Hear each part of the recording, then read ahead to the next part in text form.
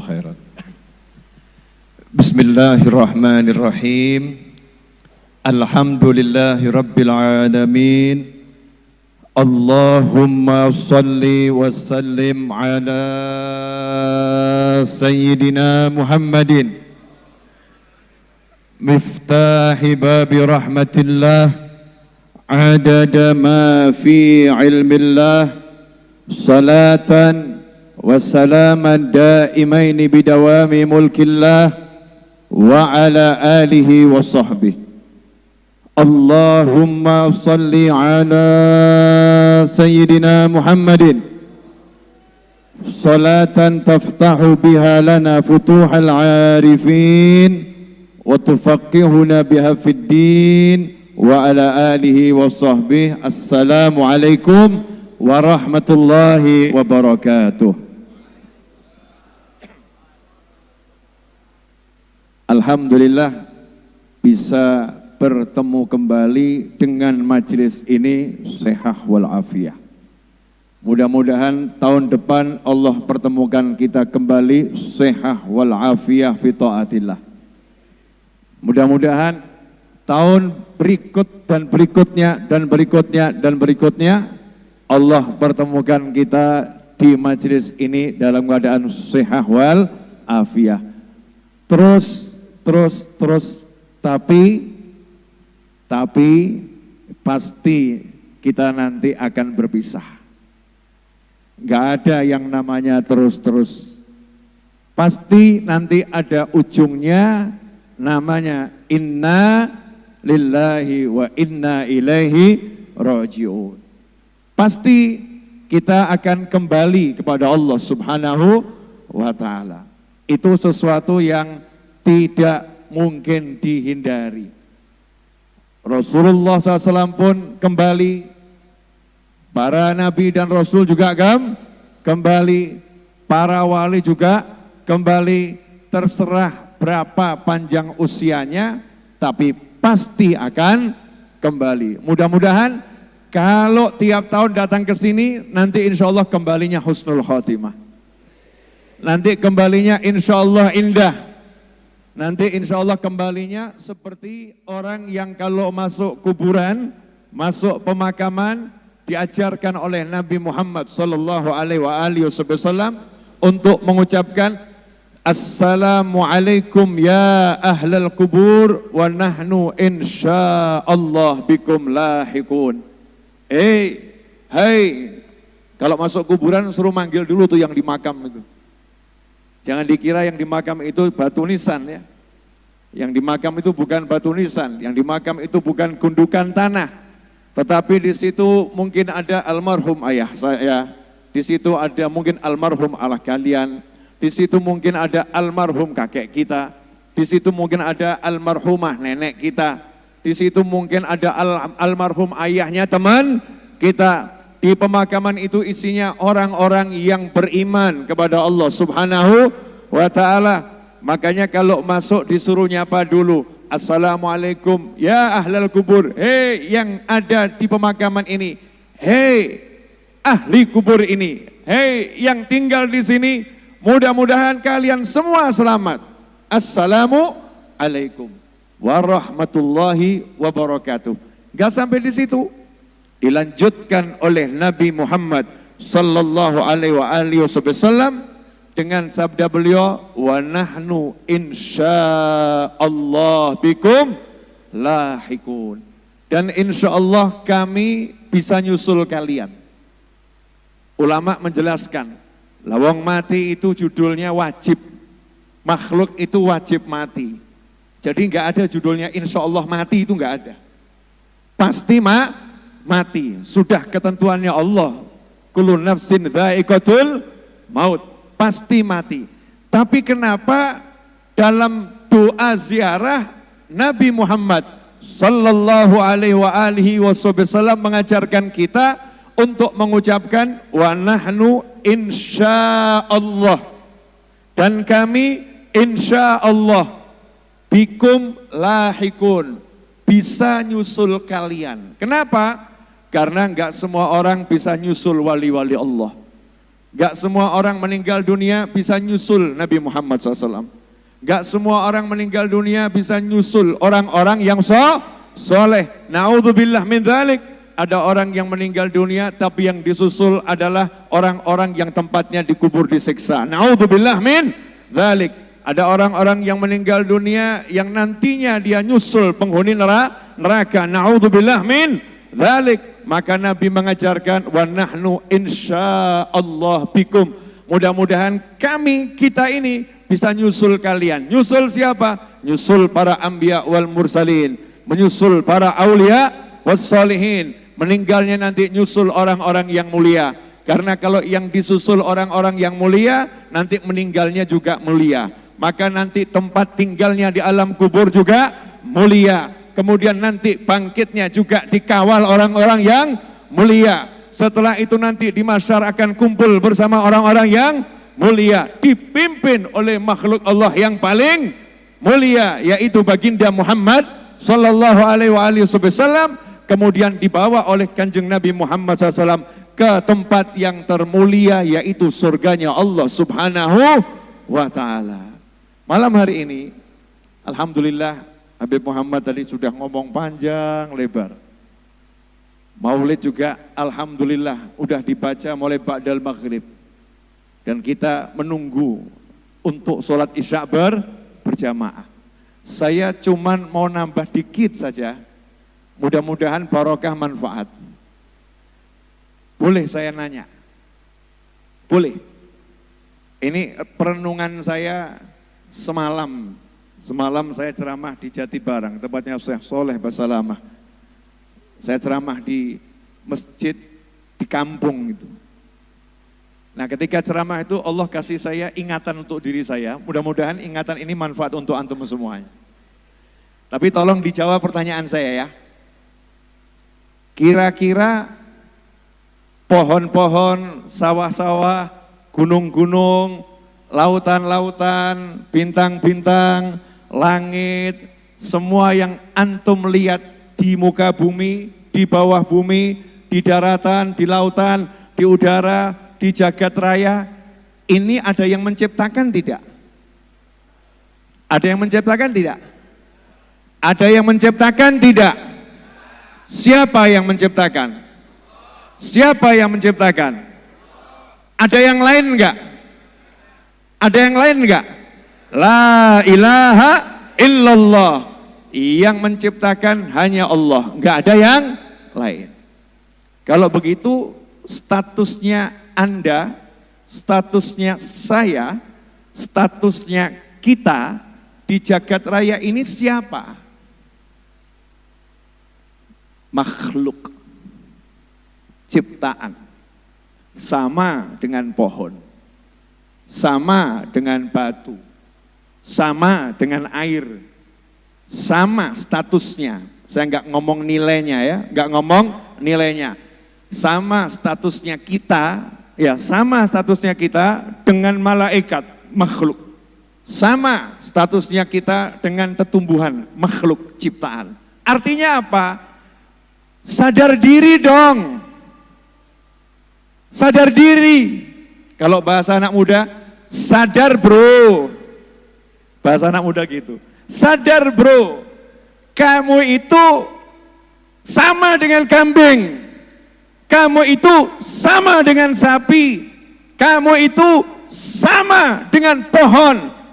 Kamu itu sama dengan langit. Sama ciptaan. Maka kalau yang namanya ciptaan, jangan sok. Jangan berlagak. Jangan sombong. Ini sekarang ada oknum-oknum makhluk. Oknum-oknum makhluk berani ngomong gini sama Allah. Berani ngomong gini sama Allah. Ya Allah, saya kurang apa sih? Kurang saya apa?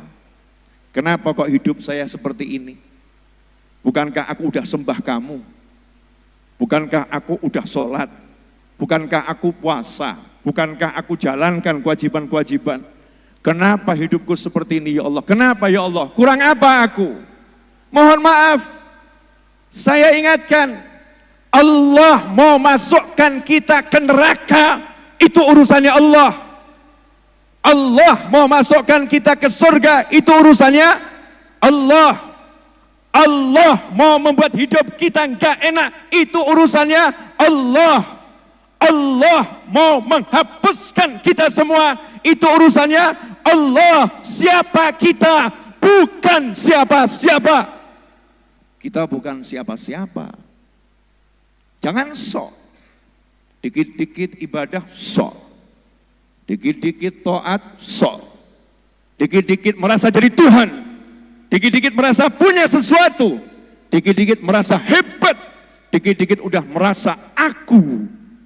Inilah penyakitnya iblis. Merasa punya sesuatu. Na'udzubillah min dzalik. Kita harus sadar Allah gak butuh kita. Allah gak butuh makhluk. Allah maha suci dari membutuhkan makhluknya. Sama sekali Allah gak butuh salatmu. Allah gak butuh salatku. Allah gak butuh salat kita. Allah gak butuh ibadah kita. Kita yang butuh ibadah pada Allah Ta'ala. Kita yang butuh taat pada Allah Subhanahu wa Ta'ala. Kenapa? Karena kita harus mengemis kepada Allah. Harus menjadi orang yang fakir di hadapan Allah. Butuh kepada Allah. Takut sama Allah. Minta sama Allah. Rayu Allah. Rayu Allah. Dengan sholat kita rayu Allah. Ya Allah tolong. Terima sholatku. Tolong ampuni aku. Tolong masukkan surga. Ilahi lastu lil firdausi ahla wala aqwa ala naril jahimi fahabli taubatan waghfir dhunubi fa innaka ghafirudz dzanbil azimi. Ini syairnya Abu Nuwas. Abu Nuwas rahimahullah itu bukan orang biasa, orang alim, orang soleh. Bukan seperti yang diceritakan dalam kisah-kisah. Beliau orang yang alim, beliau orang yang soleh. Tapi gak pernah pamer dengan ibadahnya. Gak pernah pamer dengan sholatnya. Gak pernah pamer dengan puasanya. Gak pernah pamer dengan zikirnya. Beliau mengatakan, ilahi, dengan semua ibadahnya yang hebat. Lastu lil firdausi ahla. Aku gak pantas masuk surga al-firdaus. Surga yang paling tinggi. Aku gak pantas ya Allah, ilahi, lastu lil firdausi ahla. Tapi jujur ya Allah, kalau suruh masuk neraka gak kuat. Wala aqwa ala naril jahimi. Kalau berhadapan dengan api neraka, dibakar di neraka, saya gak kuat ya Allah. Fahabli taubatan waghfir dunubi. Karena itu tolong beri aku kekuatan untuk bertobat dan ampuni dosaku. Ini namanya ibadah tapi enggak sombong. Ibadah paham, Allah enggak butuh. Ibadah paham, dia berhadapan dengan Tuhan yang enggak membutuhkan ibadahnya. Tuhan yang enggak membutuhkan dirinya. Tuhan yang enggak butuh apa-apa. Takarruman wa tafaddulan khalaqal khalqa li hikmah wa tawa 'alaiha ilmah wa basata lahu min fa'idil minnah ma jarad bihi fi aqdarihil qismah. Khalaqal khalqa li hikmah. Allah ciptakan semua ini kita ini makhluknya atas satu hikmah. Allah enggak butuh, tapi Allah punya tujuan. Allah punya rencana. Allah punya rahasia. Enggak butuh kok nyiptain. Kenapa? Ya terserah Allah. Oh namanya Tuhannya Dia. Kita ini miliknya Dia, miliknya Allah Subhanahu wa Ta'ala. Apa di antara hikmahnya Allah menciptakan kita semua?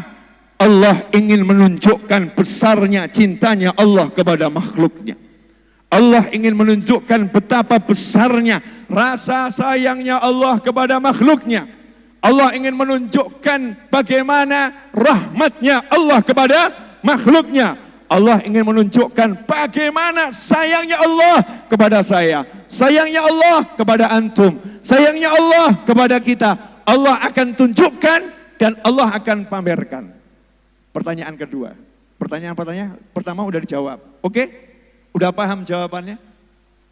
Jadi, kamu ada artinya nggak buat Allah? Nggak ada. Ibadahmu ada artinya nggak buat Allah? Nggak ada. Kita yang butuh ibadah. Kita yang butuh Allah. Ini pertanyaan pertama. Pertanyaan kedua. Lebih mudah lagi jawabannya. Seandainya, cuman seandainya, kamu lahir di tengah hutan belantara. Seorang diri. Nggak ada di situ manusia. Ibumu melahirkanmu, terus kamu ditinggal di hutan belantara. Pertanyaan saya, kira-kira kamu bisa, mohon maaf ya, bisa nggak kamu makan dengan benar? Orang yang tadi ditinggal di hutan belantara, sendiri, ibunya nggak ada siapa-siapa di sana, dia kira-kira akan tumbuh besar dengan cara makan yang benar atau cara makan yang nggak jelas? Cara makan yang nggak jelas. Nanti kira-kira dia buang hajat yang benar atau buang hajat yang nggak jelas? Buang hajat yang nggak jelas. Ngomong yang benar atau ngomong yang nggak jelas?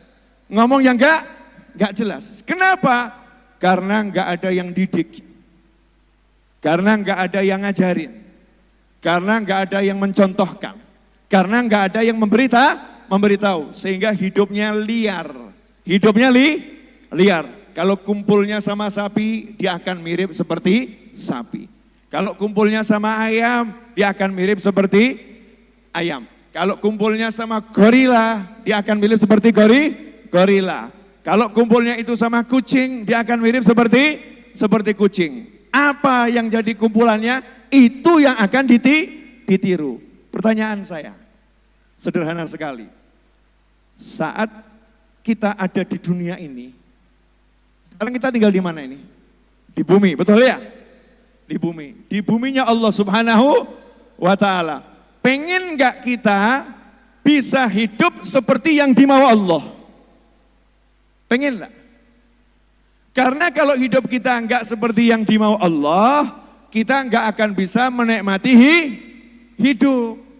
Kita enggak mungkin bisa bahagia. Kita enggak mungkin bisa menikmati nikmat. Kalau hidup kita enggak seperti yang dimau sama Allah. Kenapa? Kita miliknya Allah. Kita ciptaannya Allah. Allah enggak sembarangan menciptakan kita. Allah punya tujuan menciptakan kita. Ada tujuannya. Nanti akan saya jabarkan. Singkat, insya Allah padat, mudah-mudahan manfaat. Sabar dikit ya. Ini memang agak begini begitu. Tapi insya Allah pulang dari sini nggak jadi begitu lagi. Nggak seperti yang kemarin-kemarin yang suka begitu-begitu. Update status, hidup kok seperti ini. Ada lagi yang gimana ini, mau sampai kapan, susah seperti ini. Insya Allah gak akan gitu lagi, gak akan. Bahkan nanti kalau pulang, ada orang yang ngomong, gimana kabarnya? Oh, alhamdulillah, very very happy. Loh kamu gak punya duit, it's not problem. Gak jadi masalah gak punya duit, yang penting punya Allah. Gak jadi masalah hidupku susah menurut kamu, tapi bahagia menurut Allah. Gak jadi masalah setelah ini gak jadi masalah ketemu yang gak enak. Kenapa? Yang gak enak ketemu kamu malu. Dia pun jadi enak buat kamu. Ajib pokoknya. Mau dengerin atau udah cukup? Mau dilanjutkan atau sampai di sini saja? Lanjut. Karena saya belum tahu kelanjutannya. Karena amanat guru saya almarhum Al-Habib Anis, novel jangan bicara pakai mikir. Yang ada di hati sampaikan. Kalau enggak ada enggak usah bicara. Enak kan jadi saya? Jadi nggak usah capek-capek bicara. Ada yang ngomong, nggak ada duduk, santai, enak hidup. Nggak dibuat rumit. Hidup mudah jangan diperumit. Sekarang saya mau nanya, apakah Allah Subhanahu wa Ta'ala membiarkan kita di muka bumi tanpa kita diberitahu oleh Allah Ta'ala cara hidup? Enggak. Saking sayangnya Allah Subhanahu wa Ta'ala, Karena sayangnya Allah Subhanahu wa ta'ala, maka Allah kirimkan Rasul demi Rasul. Dari satu generasi ke generasi yang lain. Tugasnya Rasul ngapain? Ngajarin kita hidup enak. Ngajarin kita hidup senang. Ngajarin kita hidup bahagia. Ngajarin kita hidup gak repot. Ngajarin kita hidup gak ruwet. Makanya gak ada sejarahnya Rasul hidupnya ruwet. Gak ada. Gak ada sejarahnya Rasul hidupnya repot. Gak ada. Repot itu cuma nama yang ditempelkan oleh seseorang kepada orang lain. Repot dia ya, padahal yang jalani tidak repot. Sedih itu cuma nama yang ditempelkan oleh seseorang kepada orang lain. Tapi banyak orang-orang yang dilihat sedih, ternyata dia enggak sedih. Hidupnya enak, hidupnya menyenangkan, hidupnya bahagia, hidupnya ringan, hidupnya super sukses. Dikirim Rasul, ngajarin, Rasul ngajarin, Rasul ngajarin, Rasul ngajarin. Sampai 1400 tahun yang lalu. Kelam-kelamnya dunia. Kelam-kelamnya dunia. Manusia udah nggak tahu lagi cara hidup yang benar. Satu wanita kumpul dengan 16 pria. Bergiliran. Gantian. Setelah kumpul dengan 16 pria, wanita itu kemudian hamil, kemudian 16 pria itu dipanggil dan asal tunjuk saja, kamu adalah bayi dari yang kukandung ini, kamu harus nikah sama aku. Jadi nggak pernah jelas itu siapa bapaknya. Zaman yang rusak di seluruh dunia, manusia udah nggak tahu lagi cara hidup yang benar, cara sukses yang benar, cara bahagia yang benar, cara tenang yang benar, cara senang yang benar, enggak tahu. Maka Allah Subhanahu wa ta'ala umumkan kepada jagat raya. Sebelum Allah menciptakan segala sesuatu, Allah sudah umumkan itu. Wa ma arsalnaka illa rahmatan lil alamin. Shallu 'alan nabi. Allahumma shalli alaihi. Wahai kekasihku Nabi Muhammad SAW, saya utus kamu seperti yang lain. Nabi Musa diutus, Nabi Nuh diutus. Diutus itu artinya disuruh sama Allah, kamu ke sana ya, itu diutus. Tolong sampaikan ke mereka. Itu namanya utusan. Itu namanya Rasul. Rasul itu utusan yang mewakili, yang mengutus. Nah kita nggak tahu caranya hidup, nggak paham caranya hidup. Allah kasih buat kita umat akhir zaman, utusannya Allah yang paling dicintai oleh Allah, yang paling istimewa, yang paling mulia, yang paling utama, dan misinya cuma satu. Kamu hanya menjadi wujud rahmatku untuk siapapun. Kamu hanya menjadi wujud rahmatku untuk jagat raya. Wa ma arsalnaka illa rahmatan lil alamin. Maka sekarang kalau kita udah sholat, kita udah puasa, kita udah haji, kita udah zikir, kita baca Al-Quran, kok hati kita banyak dendam, dengki, iri, permusuhan, berarti kita belum belajar kepada Nabi Muhammad SAW. Belum. Tidak mungkin ajaran Nabi SAW gak bawa rahmat. Gak mungkin. Gak mungkin. Sayangnya orang yang udah belajar dengan Nabi Muhammad SAW itu luar biasa. Gak ada judulnya mencaci orang. Kamu yang ada kalau ngomongnya kenceng, itu hatinya sayang. Seperti misalnya orang tua ngomong sama anaknya, hati-hati. Anaknya mau kecebur sumur. Bukan hati-hati membentak, tapi hati-hati pengen menyelamatkan. Hatinya, sayangnya luar biasa. Rahmah. Pertanyaan berikutnya. Lah kalau kita hidup di dunia gak paham apa-apa, terus mau nanya ke siapa? Kok diam semua kenapa ini? Pertanyaan sederhana loh. Dunia ini miliknya siapa? Pohon miliknya siapa? Air miliknya siapa? kamu tidak tahu air itu untuk apa, pohon itu untuk apa. Kamu tanya sama siapa? Saya masuk ke pondok pesantren ini, oke? Saya masuk ke pondok pesantren ini. Kemudian saya lihat ada tuh speaker di atas. Bahkan saya nggak ngerti itu apa. Ada lampu, saya nggak ngerti itu apa. Ada steker ya, stop kontak, saya nggak ngerti itu apa. Kalau saya pengen tahu, saya nanya sama siapa? Yang punya pondok. Itu apa? Makanya proses belajar mengajar pertama kali yang Allah ajarkan di langit, ta'allum wa ta'lim, majelis ilmu pertama kali di langit, itu adalah malaikat disuruh menjawab pertanyaannya Allah Ta'ala. Itu apa? Itu apa? Itu apa?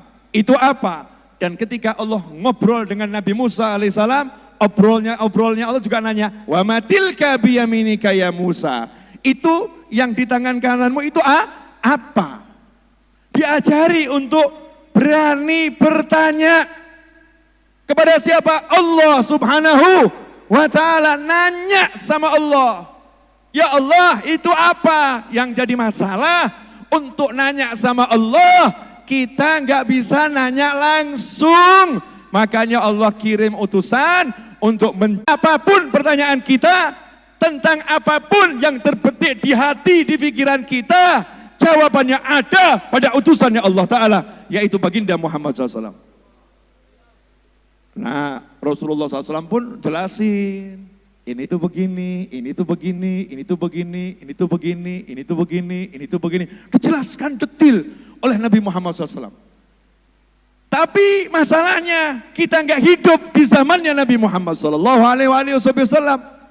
Terus kita mau nanya ke siapa? Ke Allah. Allah ngirim Nabi. Lah kita nanyanya ke siapa? Nabinya udah wafat 1400 tahun yang lalu. Jangan khawatir. Nabinya udah ngomong, al-ulama warathatul anbiya. Ulama ummati ka anbiya bani Israel. Para ulama itu pewaris para nabi. Jadi kalau nggak paham, nanya sama ulama. Datengin ulama. Datang tanya, jangan tanya sama TikTok, jangan tanya sama Facebook, jangan tanya sama Google, jangan tanya sama AI, jangan tanya sama YouTube, jangan tanya kepada apapun platform media. Datangin ulama. Kenapa saya ngomong begini? Boleh dijelaskan? Ada orang dengarkan ceramahnya seorang ustadz, seorang habib, seorang syekh, seorang kiai, seorang ulama. Bagus atau enggak bagus? Bagus. Terus ceramahnya dipotong. Contoh, ustadznya lagi nerangin, nikah 4 itu mulia. Wajah-wajah tegang kenapa ini? Nikah 4 itu mulia. Seseorang yang punya istri lebih dari 1, maka dia akan punya derajat yang sangat tinggi. Dipotong. Video itu dipotong. Ditulisi fatwa Habib Novel. Nikah 4 mulia. Terus di-share TikTok, YouTube, IG, Facebook, WhatsApp, status. Kebetulan kamu laki-laki yang pengen nikah lagi. Lihat di YouTube, set nikah lagi, muncul nikah 4 mulia, Habib Novel Al-Idrus. Masya Allah, langsung ngadep sama istrinya. Nih kata Habib Novel nih, pertanyaan saya, hancur atau enggak hancur? Siapa yang hancur? Saya. Ini yang ngajarin Habib Novel ini ya. Wih ini, dari begini fatwanya, akhirnya rumah tangganya hancur. Itu contoh sederhana. Saya kasih contoh yang lebih mudah, boleh? Boleh? Boleh? Pinjam Bib. Boleh ya Bib? Ya. Atau ini aja. Afwan. Ini. Ya. Mungkin antum gak dapat ya. Beda nasib. Jangan iri. Rezeki yang ngatur Allah Subhanahu wa ta'ala. Intardo bil maksum ista muna'aman. Kalau kamu ridho dengan apa yang sudah dibagi sama Allah, hidupmu akan penuh nikmat. Wa ilam takun tardo bih ista fi hazan. Tapi kalau kamu enggak ridho dengan pembagiannya Allah, pasti kamu sedih. dari belakang lirik oknum jamaah. Wah, yang dapat kok cuma yang di depan ya. Wah, ini panitianya sepertinya nggak adil ini. Sudah datang, disuguhin, kasih air, nanti ada nasi kebuli, dikasih ilmu, disiapkan semua. Gara-gara cuman kopi nggak dapat, dibilang panitianya nggak adil. Oknum itu. Mudah-mudahan di sini nggak ada.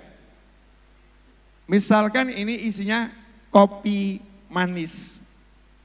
Isinya kopi manis. Terus ada seorang dokter berkata,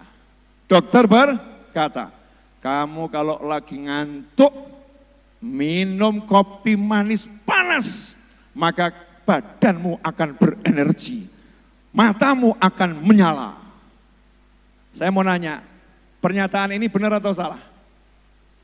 Benar adanya kan ya, minum kopi panas, manis, jadi seger, jadi menyala. Betul itu, nggak ada yang salah. Yang salah, ada satu orang minum itu 1 gelas kopi panas ketika ngantuk, manis. Setelah itu dibawa ke rumah sakit. Setelah dicek ya, Bapak ini gulanya 400. Dia jawab, saya yang ngajarin dokter kok.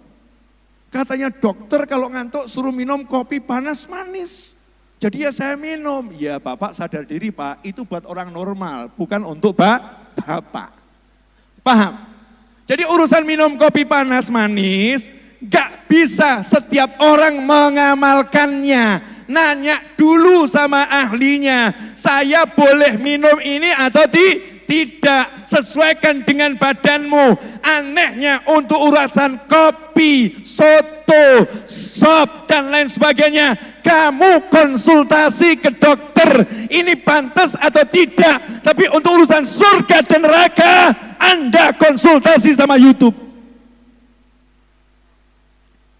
Tidak datang ke ulama, tidak nanya sama ulama. Datang 2 orang menghadap kakeknya Habib Muhammad, Habib Anis bin Alwi al-Habsyi. 2 orang, anak muda, ganteng-ganteng. Yang satu dengan semangat mau berangkat ke Hadramut. Habib minta pendapat Habib. Saya mau ke Hadramut, saya mau belajar. Saya mau cari ilmu di sana. Jawaban Habib Anis, kamu enggak usah ke Hadramut. Lanjutkan kuliah saja. Yang satu datang, Habib, saya mau kuliah. Kamu gak usah kuliah. Kamu berangkat ke Hadramut. Kamu cari ilmu. Ini jawabannya aneh atau enggak aneh? Aneh atau enggak aneh? Saya nanya dalam hati, pengen bekerja, pengen cari fulus. Dalam hati, Habib mau nanya. Belum saya ngomong. Habib Anis sudah ngomong, kalau kamu belajar di sini, ikut roha siang, kiroah siang, sama roha sore, itu lebih saya dukung. Mau nanya apa?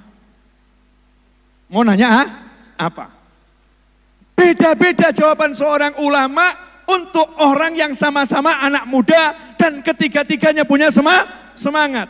Yang satu mau kuliah, yang satu mau ke pesantren, yang satu mau cari fulus. Nih saya orangnya.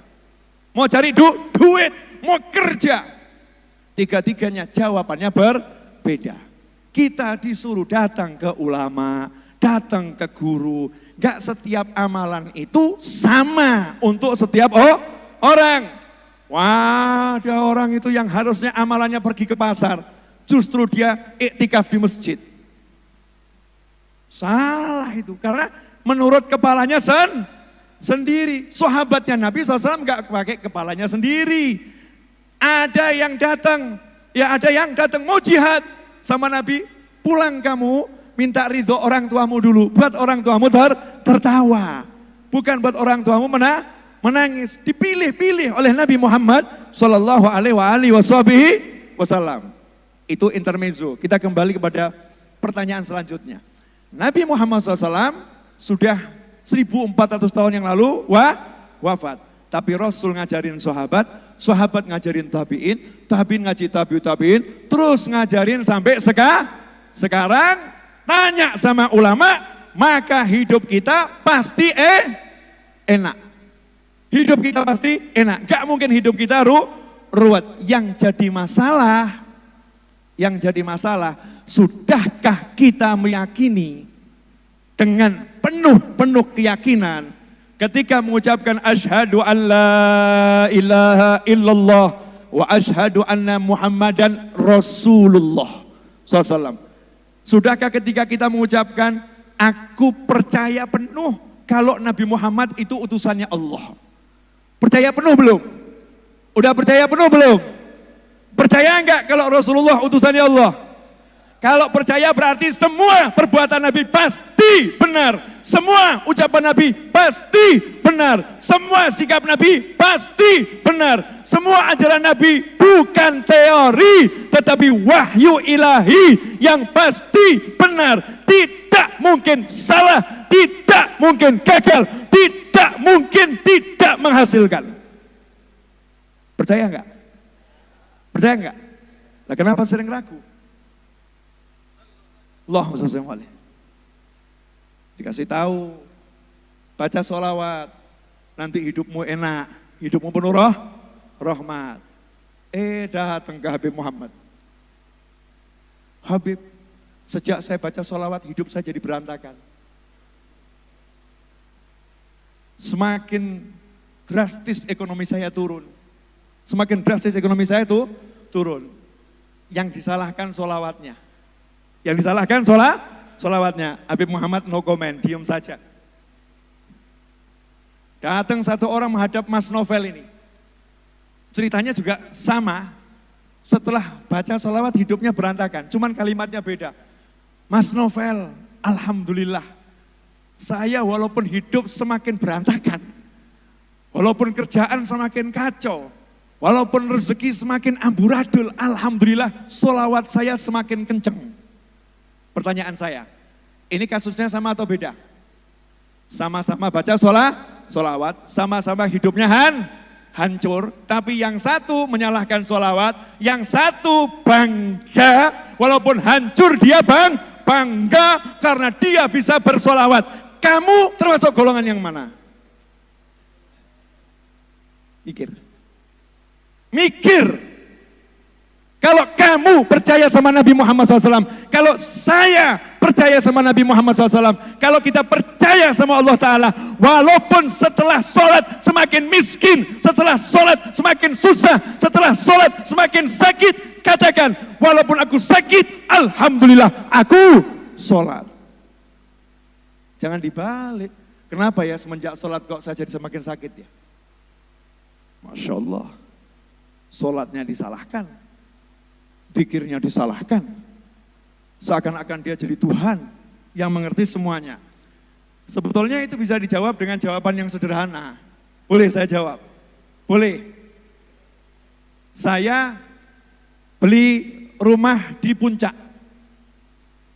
Rumahnya 2000 meter, 5 lantai. Cuman saya nggak suka sama rumahnya. Saya pengen bangun rumah, kebetulan tanah nggak ada, yang ada rumah. Biar saya bisa bangun rumah seperti yang saya suka, seperti yang saya mau, caranya bagaimana? Gimana caranya? Tolong dibantu. Saya punya rumah 2000 meter di puncak misal ya, 2000 meter. Tanahnya nggak ada. Mau beli tanah di puncak udah milik orang semua, yang bisa dibeli ini 2000 meter. Tapi bangunannya saya nggak suka, saya beli rumah itu, tapi saya pengen gambar sendiri, saya pengen bangunan sesuai yang saya minati. Pertanyaan saya, caranya termudah gimana? Robohkan rumahnya, betul? Robohkan rumahnya. Maka kalau setelah kamu sholawat, setelah kamu zikir, setelah kamu sholat, kok hidupmu semakin kacau, memang Allah lagi merobohkan semua yang gak sesuai dengan Allah dari hidupmu, agar kamu jadi sesuai dengan maunya Allah Ta'ala, indah dunia, indah akhirat. Paham? Kalau enggak digentak enggak paham-paham. Ini saya harus all out, teriak-teriak ya. Biar nanti ada hasilnya. Sampai ke puncak ini kan perjuangan ini ya. belum lagi buka tutup, belum lagi macet ya. Terus kita cuma dapat pahala yang besar alhamdulillah, tapi pahala itu kalau nggak berkesinambungan kan sayang. Ilmu itu pahalanya beda, ilmu itu pahalanya berkesinambungan. Al-ilm yuntafa'u bih, ilmu yang bermanfaat. Lanjut dikit boleh? Dikit, gak usah banyak-banyak. Saya belum ngomong kok, ini baru mukadimah. Biar paham, tapi udah paham ya? Paham. Jadi nggak mungkin Nabi salah. Nah, sahabat gak pernah gak nanya sama Nabi Muhammad SAW. Gak pernah. Tidak tahu apapun, sahabat nanya sama Nabi. Sampai akhirnya sahabat takut nanya, karena turun ayat, jangan tanya macam-macam, nanti kalau dijawab,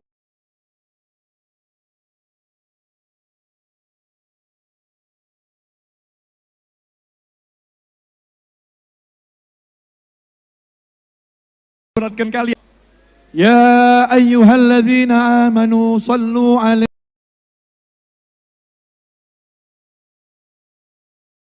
wa sallimu taslima. Allahumma salli wa sallim wa barik alaihi wa ala alihi wa sahbihi.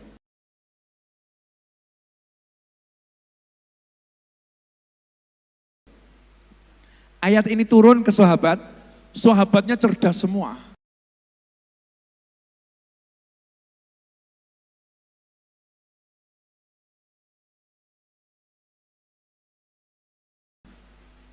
Sahabatnya Nabi itu semua cerdas ya.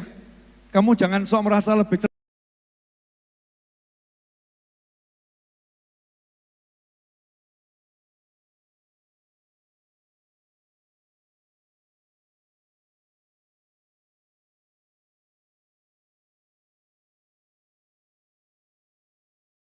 Pun zaman yang sahabat telepon gak butuh handphone. Gak ada istilah lost sinyal, gak ada. Cuman begini aja, nyampe. Lah kamu udah nggak paham-paham. Teknologinya, lain, beda. Sayyidina Umar bin Khattab nggak perlu live streaming. Perang live streaming pakai uang nggak perlu. Cukup ngomong, Sariyah Jabal, pasukan naik ke gunung, 500 kilo lebih. Suaranya nyampe dan lihat, dan sahabat dengar. Teknologinya maju. Muridnya Nabi Sulaiman alaihissalam gak repot-repot. Berapa lama kamu bisa pindahkan tahta Balkis? Jaraknya hampir 1000 kilo. Hampir 1000 kilo. Bagaimana kamu pindahkan tahta Balkis? Bukan Nabi, bukan Rasul, wali minal aulia. Orang pinter yang soleh di zaman Nabi Sulaiman alaihissalam. Sebelum engkau buka matamu. Merem belum buka, udah nyampe. Udah nyampe. Teknologinya itu luar biasa. Kita yang ketinggalan zaman, maka mau teknologi tinggi, mau teknologi yang luar biasa, ikut Nabi Muhammad SAW. Itu teknologi yang paling tinggi, rahasia semua ilmu ada di situ. Boleh saya lanjut? Tadi nanya apa saya? Karena saya kalau ngomong nggak pernah mikir. Tadi mau ngasih contoh apa?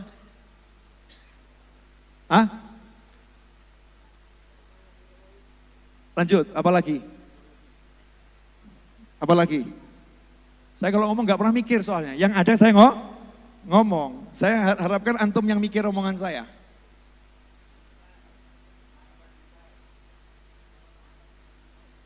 Sahabat, oh iya itu terakhir. Sebelumnya itu, ayo.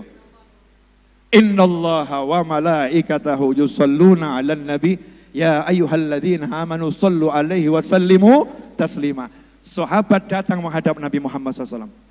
Disebutkan dalam kitab Sahih Bukhari, disebutkan dalam kitab Sahih Muslim, disebutkan dalam kitab Ahmad dan riwayat-riwayat yang lain. Sahabat datang pada Nabi Muhammad SAW, menghadap Nabi. Kenapa? Geger. Allah ngumumin, innallaha, sungguh Allah salawat sama Nabi, wa malaikatahu, sungguh malaikat Allah salawat sama Nabi. Hei ya ayyuhalladzina amanu, hei kalian orang-orang yang beriman. Saat itu orang yang beriman di hadapan Nabi Muhammad SAW adalah para sahabat. Sallu alaihi wa sallimu taslima. Kalian solawat salam sama Nabi Muhammad SAW dengan solawat dan salam yang bagus. Padahal dalam bahasa Arab artinya sallu itu doakan. Ya, sahabat pada bingung ini. Kalau sampai salah mendoakan gak jalankan perintah Allah. Sementara ini perintahnya wajib. datang menghadap Nabi Muhammad SAW kemudian ngomong, ya Rasulullah, amma salam qad allamanallah. Oh kama qala SAW. Kalau urusan salam, lebih baik saya bacakan deh, biar gak salah. Boleh ya? Karena kalau menghafalkan, saya belum menghafalkan. Tapi insya Allah saya bacakan, biar gak salah. Ya Rasulullah, qad allamanallahu kaifa nusallimu alaika. Wahai Nabi Muhammad SAW, qad allamanallah. Allah sudah mengajarkan kepada kami cara mengucapkan salam kepadamu. Bahas dikit. Tadi kan perintahnya sholawat sama salam. Sallu alaihi wasallimu. Jadi perintahnya sholawat sama salam. Sahabat ngadep Nabi Muhammad SAW. Kalau salam Allah udah ngajarin. Kalau salam Allah udah ngajarin. Emangnya salam sama Nabi itu karangan manusia. Emangnya salam sama Nabi itu karangannya sahabat. Emangnya salam sama Nabi itu karangannya malaikat. Yang kalian baca di Simtud Duror, ya assalamu alayka ayyuhan nabiyyu wa rahmatullahi wa barakatuh. Yang kita baca dalam sholat, at-tahiyatul mubarakatus sholawatut thayyibatu lillah. Assalamu alayka ayyuhan nabiyyu wa rahmatullahi wa barakatuh. Siapa yang pertama kali mengucapkan salam semacam ini kepada Nabi Muhammad SAW? Siapa? Siapa yang salam sama Nabi? Siapa yang salam sama Nabi? Di mana? Di mana Nabi diberi salam? Di atas yang paling tinggi, Sidratul Muntaha, ujung sana. Ujungnya jagat raya. Nabi yang ngucap at-tahiyatul mubarakatus sholawatut thayyibatu lillah. Allahnya jawab, assalamu alayka ayyuhan nabiyyu wa rahmatullahi wa barakatuh. Saya tidak lagi mau bahas bab salamnya. Oh ini ada ilmu dalam di situ, nggak usah dibahas. Jadi salam yang ngajarin siapa? Allah. Sahabat ngomong, kalau salam udah diajarin sama Allah. Lah kalau kaifa nusalli alaik? Lah kalau sholawat sama dirimu wahai Nabi Muhammad SAW yang diperintahkan Allah, caranya bagaimana? Caranya bagaimana? Maka Rasul bersabda, qulu, kalian ucapkan Allahumma sholli ala Muhammadin, dan berbagai riwayat lainnya jenisnya beda-beda. Shollu ala Nabi. Allahumma sholli. Riwayatnya macam-macam. Kalau bentuk sholawatnya boleh beda-beda. Tapi kalau caranya hanya satu caranya. Kaifa nusolli alaik? Qulu, ucapkan Allahumma sholli. Allahumma sholli. Coba terjemahkan artinya apa itu? Allahumma artinya apa? Duhai Allah. Allahumma itu namanya kita lagi ngapain? Lagi berdoa, manggil Allah. Terus yang kita lakukan setelah manggil Allah apa? Sholli. Nabi ngajarin kita merintah Allah. Tapi kalau dalam bahasa kita namanya minta. Minta agak maksa. Kasih aku. Allahumma sholli. Ya Allah, tolong kamu yang sholawat. Saya nggak bisa. Itu ajaran Nabi Muhammad SAW. Diajarin beradab sama Allah Ta'ala. Kalau salam Allah yang ngajarin, sholawat kalian ya jangan sok bisa. Sholawat jangan sok tahu. Sholawat jangan sok mampu. Tidak ada yang mampu sholawat. Dan sama juga tidak ada yang mampu salam kepada Nabi. Seperti yang diperintahkan Allah. Kecuali dengan cara yang diajarin Allah. Masalahnya yang salam diajarin, yang sholawat gak diajarin. Maka nanya sama Nabi Muhammad SAW. Nabi tidak mau bocorkan caranya. Tapi Nabi ngasih kita metode. Gimana metodenya? Bilang saja sama Allah, Allahumma sholli. Ya Allah, tolong kamu yang sholawat. Pertanyaan saya, berarti selama ini yang sholawat siapa? Yang sholawat siapa? Ya Nabi salam alaika, ya Rasul salam alaika, ya Habib salam alaika. Betul ya? Begitu. Tapi urusan sholawat, sholawatullah alaik. Begitu sholawat, sholawatnya Allah untukmu. Gak pernah kita sholawat, gak pernah.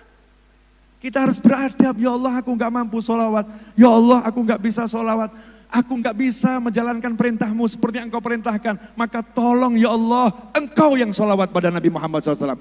Dijawab sama Allahnya, innallaha, kalau Allah sholawat terus. Allah sholawat terus, karena itulah ulama berkata, tidak ada sholawat yang ditolak dari umat Nabi Muhammad SAW. Seperti apapun orangnya, kalau sholawat pasti sholawatnya diterima. Kenapa? Karena dia doa, minta sama Allah, minta sama Allah. Dan kalau Allah dimintain oleh hambanya terkait kekasihnya, Allah gak pernah lihat yang minta, yang dilihat sama Allah, dia minta untuk siapa. Orang ini gak minta untuk dirinya, ya Allah ampuni aku, tidak. Ya Allah muliakan aku, tidak. Ya Allah beri aku, tidak. Dia minta, ya Allah tolong engkau sholawat pada Nabi Muhammad SAW. Tolong engkau sholawat pada Nabi Muhammad, ya Allah. Tolong engkau sholawat pada Nabi Muhammad. Tolong engkau sholawat pada Nabi Muhammad. Allahnya akhirnya mengeluarkan ucapan kepada Nabi Muhammad SAW. Saking senengnya lihat umat Nabi cinta pada Nabinya. Itulah ajarannya Rasulullah. Kita diajari cinta Nabi, gak mikirkan kita, tapi kita diajari suruh minta sama Allah, biar Allah yang salawat pada Nabi Muhammad SAW. Akhirnya kita mendapatkan cintanya Allah. Dia mau mendoakan Nabiku, dia mau mendoakan Rasulku, dia mau minta untuk kekasihku, dia mau, dia nggak lihat dirinya lagi banyak hutang, dia nggak lihat dirinya lagi banyak dosa, dia nggak lihat dirinya lagi susah. Yang dia mau, ya Allah tolong engkau sholawat pada nabiku, ya Allah tolong engkau sholawat, ya Allah tolong engkau sholawat. Maka Allah bilang pada Nabi Muhammad SAW lewat malaikat Jibril alaihissalam, sampaikan kepada Nabi Muhammad SAW, tidaklah satu dari umatmu mengucapkan sholawat kepadamu sekali, melainkan aku bersolawat kepadanya 10 kali. Sallu ala Nabi. Ini akhiron, terakhir. Karena badan saya udah basah kuyup. Ya udah basah kuyup. Tapi ini harus selesai. Ilmunya harus selesai. Lihat film aja sampai selesai. Masa ceramah to be continued? Selesai ya? Dikit lagi, sabar. Pertanyaan saya, Allah itu Tuhannya siapa? Tuhannya kita dan satu-satunya Tuhan. Apa sifat wajib bagi Tuhan? Laisa kamitslihi syai'. Tidak ada yang boleh menyerupai Allah. Mustahil Allah menyerupai makhluk. Betul? Pertanyaan saya, kalau Allah bersolawat dalam makna yang hanya dipahami Allah, Allah bersolawat, apakah Anda bisa menghitung sholawatnya Allah? Apakah angka bisa menghitung sholawatnya Allah? Apakah angka bisa ditempelkan pada Allah? Enggak. Enggak bisa. Tidak bisa. Sholawatnya Allah itu fi'lullah. Perbuatannya Allah. Perbuatannya Allah itu Allah, bukan makhluk. Fi'lullah ini. Allah bersolawat terus, gak ada berhentinya, gak ada jumlahnya, gak ada angkanya, unlimited, di atas segala bentuk angka, jumlah, tempat, ruang, waktu. Itulah sholawatnya Allah. Sallu ala Nabi. Lantas kenapa Allah kasih angka 10? Biar kita paham. Karena kita ini makhluk. Kita ini makhluk. Lah kalau sholawatnya Allah itu tidak bisa dihitung, gak bisa dikasih angka. Allah bilang, untukmu yang mau mendoakan kekasihku, untukmu yang mau berdoa untuk kekasihku, untukmu yang mau minta kepada aku untuk kekasihku, ku berikan 10 kali lipat sholawatku untukmu. Allahumma sholli alaihi. Berarti orang yang rajin sholawat itu kira-kira sukses atau enggak sukses? Sukses atau enggak sukses? Sukses atau enggak sukses? Selamat atau enggak selamat? Bahagia atau enggak bahagia? Jadi kalau kita sholawat kemudian hidup kita jadi kacau, berhenti atau lanjutkan? Kalau kita sholawat hidup kita jadi gak enak, berhenti atau lanjutkan? Kalau kita sholawat kemudian ekonomi semakin rusak, berhenti atau lanjutkan? Kalau engkau lanjutkan, tarul ajaib, kamu akan melihat keajaiban. Akan melihat keajaiban. Dibaca kisah orang-orang yang rajin sholawat. Itu hasil orang yang istiqomah sholawat. Baru peleng 5 hari minta perutnya datar. Gak bisa. Prank 5 hari perutnya gak bisa datar, bahkan badannya sakit semua. Katanya nanti bisa datar perutnya. Saya ngeplank udah 5 hari, sakit semua badan saya ini. Jangan salahkan planknya. Pertandingan belum selesai. Lanjutkan pertandingannya dan engkaulah akan jadi pemenangnya. Jazakumullah khairan. Wal afu minkum wa sallallahu ala sayyidina Muhammadin wa alihi wasallam walhamdulillahi rabbil alamin. Wassalamualaikum warahmatullahi wabarakatuh.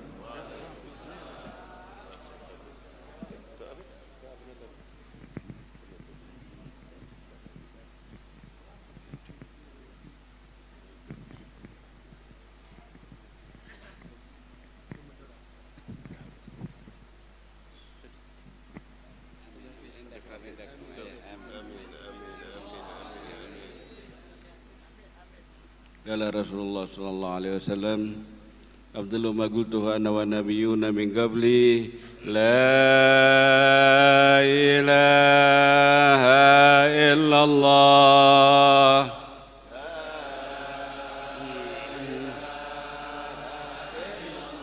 La ilaha illallah.